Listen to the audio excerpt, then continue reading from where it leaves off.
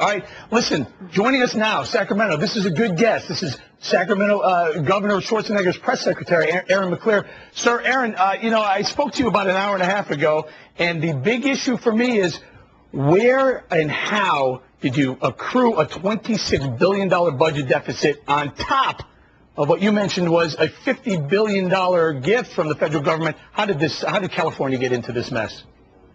Well, one doesn't really have anything to do with the other. To talk about how we got in this mess, it's a long story, but I'll give you the Reader's Digest version. We have a budgeting system that doesn't have a rainy day fund here, so when we have good years, we can't put money away for bad years like this year.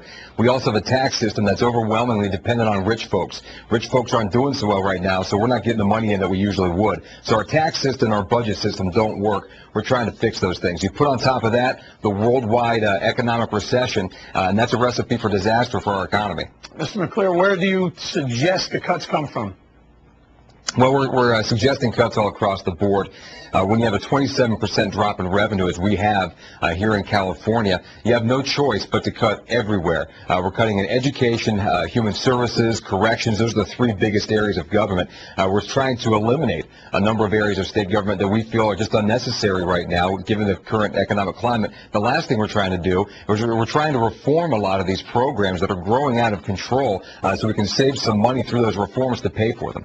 All right, we heard the governor speaking today earlier, and he mentioned that some of the cuts that you're suggesting would pare the spending by about $4.9 billion. That still leaves a massive gap to make this budget. How are you going to get to that? Well, I think that was additional cuts he was talking about. We already proposed $16 billion in cuts when we had a $24 billion deficit yesterday. Now, today, that's grown by about $2 billion.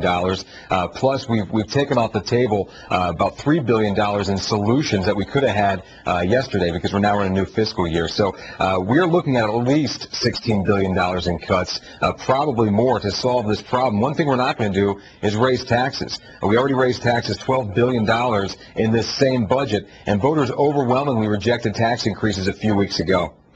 Okay, so let's talk about these IOUs. You mentioned the potential for handing out IOUs to creditors of the state, and take us through that. Is it an October 1 date that these things start accruing interest, or they start now?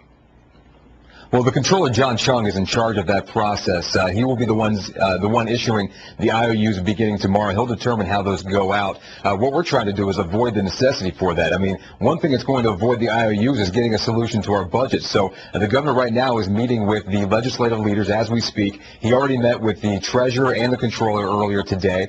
You mentioned the banks earlier. He's called banks today to basically let them know we've never defaulted on a loan here in California. We're not about to start now. I believe that you ought to honor those IOUs that people are going to start using. So we're attacking this from all angles right now, and hopefully we'll have a budget soon and not have to worry about those IOUs. Well, Aaron, okay, let's say you do have the budget and somehow you figure out how to balance it. Are you banking on next year being better, or are we going to look at a $76 billion shortfall again next year? Well, again, the $76 billion shortfall is your fuzzy math from earlier. I'm not sure you can add the $50 billion over 3 years that the federal government is doing through the Federal Recovery Act. But your point was well made.